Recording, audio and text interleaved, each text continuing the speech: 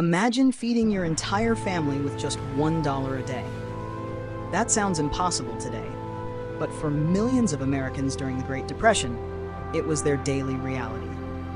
Between 1929 and the late 1930s, the economy collapsed, banks failed, and jobs vanished overnight. Families across the country were left with next to nothing. Yet somehow, they found a way to survive. They didn't have credit cards, online shopping, or food delivery. What they had was resourcefulness and grit. They turned gardens into lifelines. They stretched every meal, reused every scrap, and made every penny count. A pot of soup lasted days. An old pair of shoes was patched over and over, and a slice of bread with butter could feel like a feast. More than just economic hardship, the Great Depression was a test of the human spirit. It revealed who we were when everything else was stripped away. People shared, they sacrificed, and through it all, they never gave up hope. This video brings you back to that time, not with facts and charts, but through the voices and stories of those who lived it. Let's explore how they survived on so little, and why their wisdom might just be exactly what we need today. In 1929, the world changed overnight. The stock market crashed, banks closed, millions lost their jobs, their homes, and their sense of stability. This was the beginning of the Great Depression, the darkest economic chapter in American history. But this story isn't just about numbers or lost fortunes. It's about ordinary people. Fathers, mothers, children, suddenly thrown into a world where survival became a daily mission.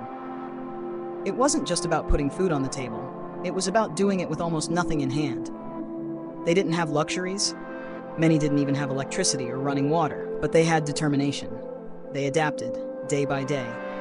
They learned how to grow food in backyards and empty lots. They turned scraps into meals. They wore hand-me-downs, patched and repatched. And through all of this, they held on.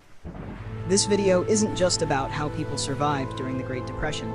It's about what kept them going.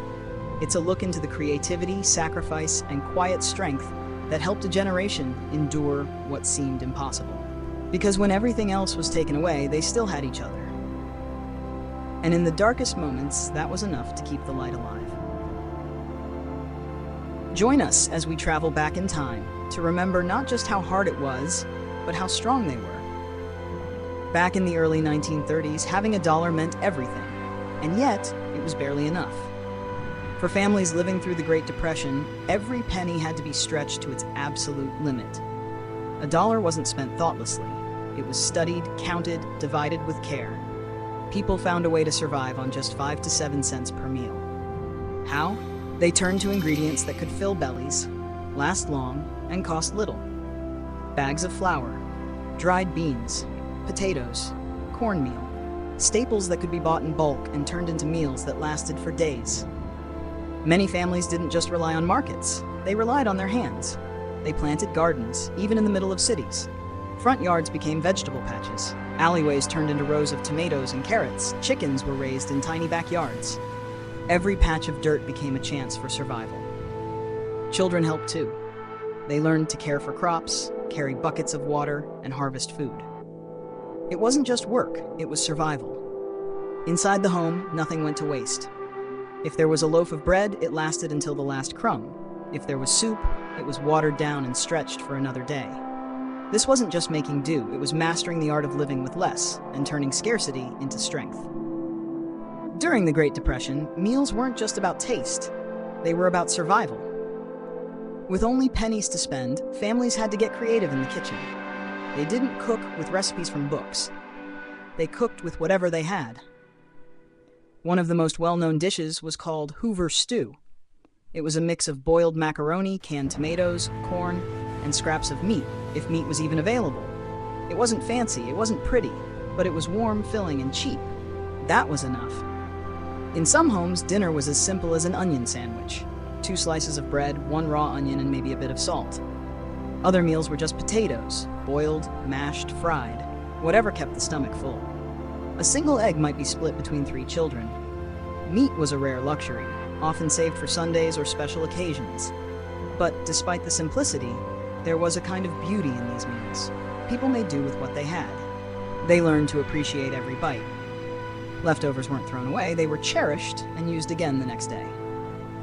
What we would see today as a poor man's meal was back then a small victory, a sign that the family had made it through another day. In the Great Depression, waste was not an option. Every single item, no matter how small or broken, had a second life.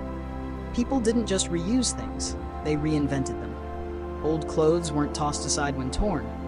They were carefully patched, stitched, and passed down from one sibling to the next.